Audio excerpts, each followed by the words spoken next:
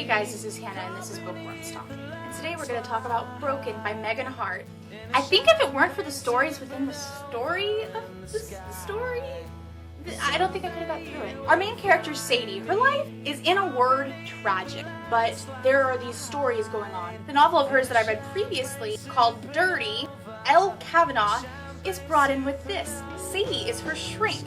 And so we get to know little bits and pieces about how Elle and Dan's relationship is going. And then we meet this guy, Joe. And we get to hear all of his stories. If it weren't for them, it would be a blob of gray with poor Sadie. But it's not. And we see how all these different stories connect. And it's brilliant. Sadie meets with this guy, Joe, the first Friday of every month. And he tells her stories. And she tells him stories, not quite of the same topic, but you know. And every month he tells about a time that he had sex with a woman. And she kind of hears the story, but we read the story as if she were the woman. So for instance, she'd say, this month my name is Brandy, or this month my name is Mary. And she would go through how she thinks it would be through their eyes, while he tells the story through his. And it's really interesting. So we feel as though we're that character. And Sadie is married. She's a psychiatrist, so she knows this is practically cheating on him. She feels really guilty about it, but she can't stop. So Sadie and Adam meet in college and they end up getting married, and he's this daredevil kind of person, and he gets into this skiing accident because of faulty equipment, and he becomes paralyzed from the shoulders down. He's a quadriplegic. I really hope I said that right. Quadriplegic. Sorry if I didn't. And it's been 4 years since his accident. Their marriage is falling apart because he won't let her in. She's more his wife in the way of being a nurse. Then he can't see her that way, and then she's seeing him as a patient. But we get to see how these characters develop, and we get to see snapshots from the past. So it's not depressing, but it's tragic. And it makes me want to live in a padded room because these things happen all the time and it opens your eyes.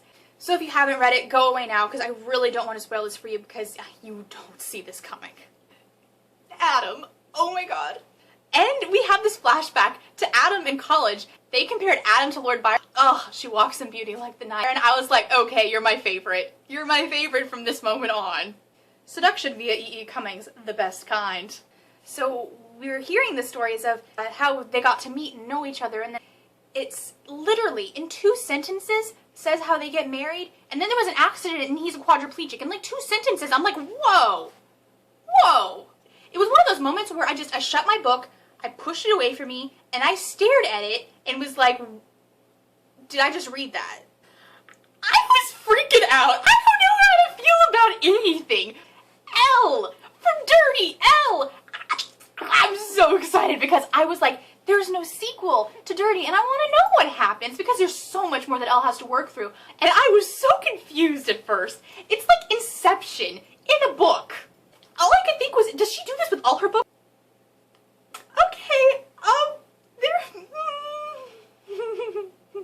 so in Joe's stories, there's this girl, her name is Honey, and she calls her vagina Tootsie.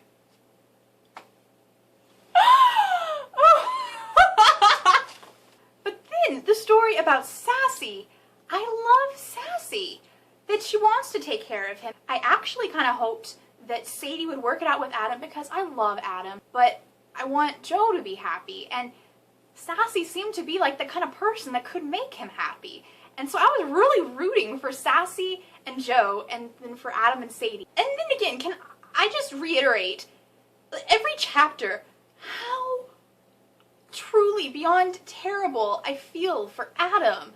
I can't even fathom how to not be able to, he's this beautiful person with all these wonderful words, but he has next to nothing.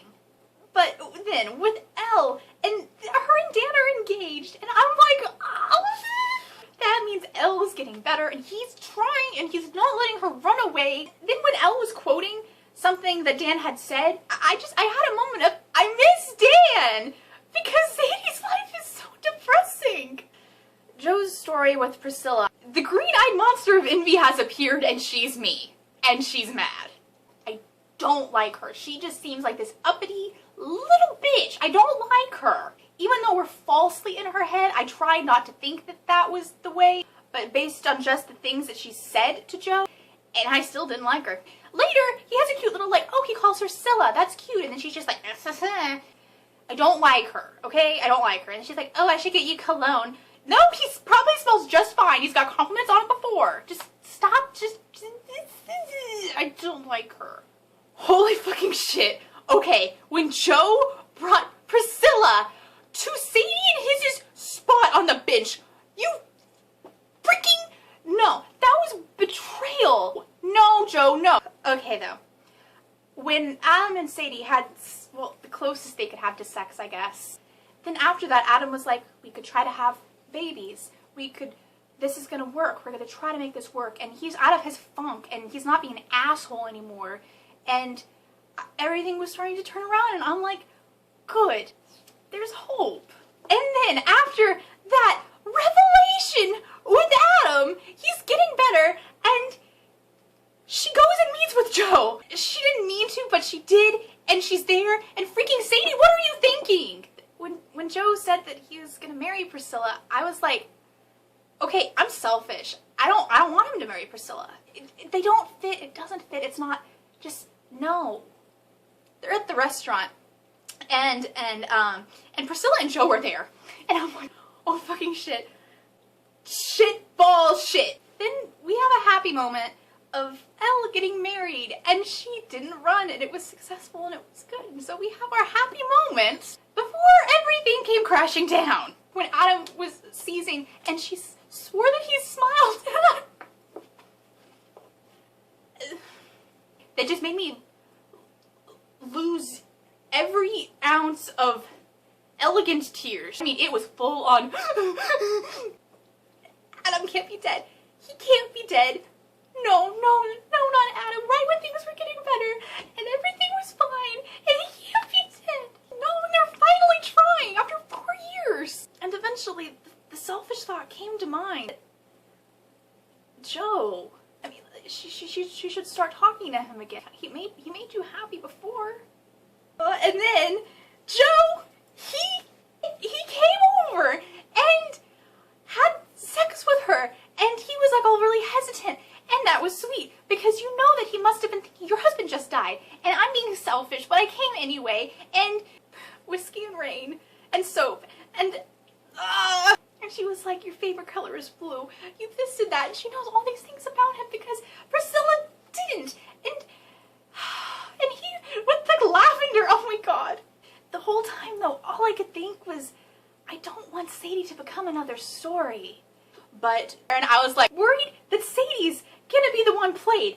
And Sadie's actually the one pushing him away. I think it's best if you leave. What is wrong with you? Sadie, what?